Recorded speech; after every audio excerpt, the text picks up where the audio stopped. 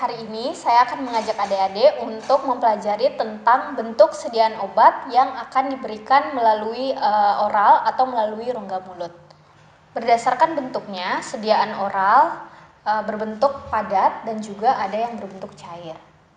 Sediaan obat yang pertama adalah sediaan serbuk yang terbagi atas sediaan pulvis dan juga pulveres. Sediaan pulvis adalah sediaan serbuk yang tidak terbagi, sedangkan pulveres adalah sediaan serbuk yang terbagi, umumnya ke dalam beberapa dosis yang homogen, kemudian dimasukkan ke dalam bentuk kemasan yang sesuai, seperti contohnya adalah kertas perkamen.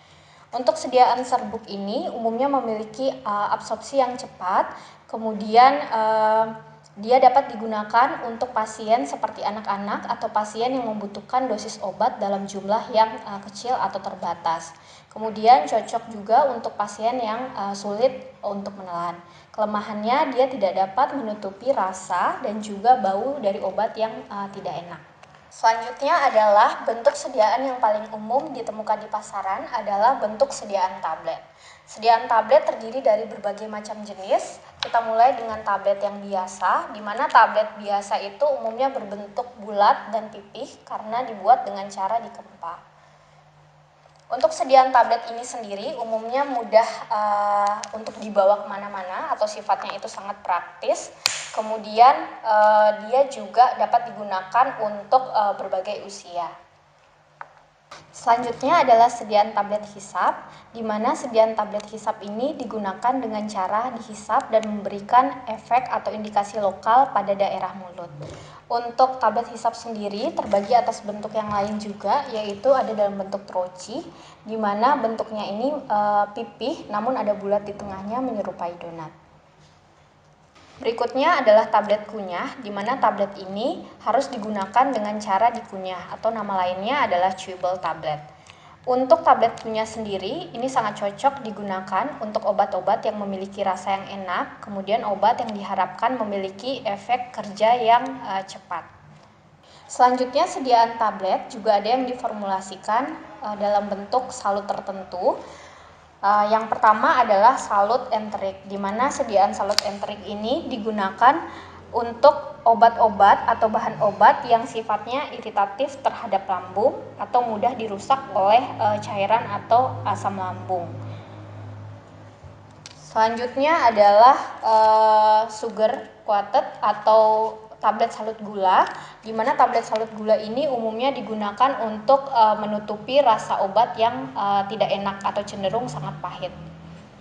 Selanjutnya adalah tablet salut velum, di mana tablet salut velum ini umumnya digunakan untuk sediaan seperti bahan alam yang memiliki tampilan kurang menarik. Ketiga jenis tablet salut ini umumnya tidak dapat digunakan di dalam racikan atau tidak dapat digerus menjadi bentuk sediaan serbuk karena akan menutupi fungsi dan kegunaan dari salut obat itu sendiri. Selanjutnya adalah tablet sublingual, yaitu tablet yang cara penggunaannya dengan cara disimpan di bawah lidah. Obat ini umumnya memiliki efek kerja yang cepat serta dapat menghindari kerusakan obat akibat cairan asam di dalam lambung. Selanjutnya adalah tablet effervescent, di mana tablet ini digunakan dengan cara mendispersikan tablet ke dalam air. Kegunaan dari tablet effervescent adalah memberikan efek yang menyegarkan. Kemudian keunggulannya adalah memberikan rasa yang enak sehingga menutupi rasa yang tidak enak dari sediaan obat. Selain itu, sediaan effervescent juga tidak mengiritasi lambung serta dapat diabsorpsi dengan cepat di lambung. Selanjutnya adalah tablet multilayer atau tablet berlapis. Umumnya tablet ini digunakan untuk mencampurkan beberapa jenis obat yang tidak dapat bercampur. Kemudian tablet multilayer ini memiliki tampilan yang estetik dan menarik. Bentuk sediaan kaplet. Umumnya bentuk sediaan kaplet ini memiliki bentuk yang silindris, di mana dia cocok digunakan untuk obat dengan bobot yang lebih besar dibandingkan sediaan tablet. Untuk fungsi dan kegunaannya, kemudian kelebihannya hampir serupa atau sama dengan sediaan tablet. Bentuk sediaan kapsul. Kapsul keras, tepat untuk obat yang mudah teroksidasi, bersifat higroskopik, dan mempunyai rasa dan bau yang tidak enak. Sediaan kapsul umumnya digunakan untuk mencampurkan satu atau lebih sediaan padat sehingga jumlah obat yang diminum oleh pasien menjadi terbatas. Kapsul lunak. Kapsul lunak memiliki bentuk sediaan yang lunak sesuai dengan namanya, di mana kapsul lunak ini tepat digunakan untuk obat yang mengandung bahan cair seperti minyak.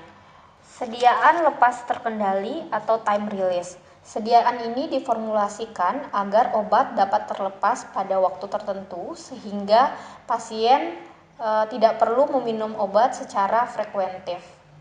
Sediaan oral cair yang pertama adalah sirup. Sirup digunakan untuk mencampurkan lebih dari satu obat atau bahan obat sehingga jumlah obat yang diminum oleh pasien lebih sedikit.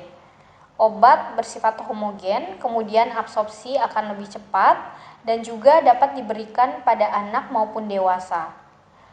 Pada sediaan sirup, dapat diberikan tambahan perasa dan pewarna sehingga obat memiliki rasa dan warna yang lebih menarik. Sirup kering atau dry syrup umumnya berbentuk serbuk sehingga ketika digunakan harus ditambahkan dengan sejumlah tertentu air. Untuk sirup kering sendiri, cocok digunakan untuk obat atau bahan obat yang tidak stabil dalam bentuk cairan dalam waktu yang lama. Sirup kering juga dapat ditambahkan pewarna dan perasa sehingga memiliki rasa dan aroma yang mudah disukai. Selanjutnya adalah sediaan suspensi. Berbeda dengan sirup, suspensi digunakan untuk mencampurkan obat yang sulit tercampur. Umumnya adalah bahan obat yang bersifat larut dalam minyak dan juga larut dalam air. Sehingga untuk penggunaannya, sediaan suspensi perlu dikocok sebelum digunakan. Selanjutnya, sediaan emulsi. Selayaknya suspensi, emulsi juga digunakan untuk mencampurkan obat dari bahan minyak dan juga bahan yang bersifat larut dalam air. Hanya saja untuk sediaan emulsi, kandungan minyaknya akan lebih banyak. Untuk aturan pakai, jangan lupa untuk menganjurkan pasien untuk mengocok sebelum digunakan. Selanjutnya adalah sediaan eliksir, di mana sediaan ini adalah sediaan yang cair yang memiliki bentuk yang lebih bening, kemudian di dalamnya terkandung sejumlah alkohol, sehingga dikontraindikasikan atau tidak boleh diberikan kepada pasien yang sensitif terhadap alkohol. Selanjutnya adalah sediaan oral drop atau tetes oral. Tetes oral sangat cocok digunakan untuk volume pemberian obat yang sangat kecil sehingga cocok digunakan pada bayi dan anak-anak. Gargarisma, sediaan cair yang cara pemakaiannya dengan cara dikumur sampai ke tenggorokan. Cairan ini ada yang boleh ditelan dan ada yang tidak boleh ditelan sehingga perlu diperhatikan kemasan dan aturan pemakaiannya. Demikian perkenalan kita dengan bentuk sediaan obat yang diberikan per oral. Adik-adik silakan membaca lebih lanjut untuk buku panduannya. Terima kasih.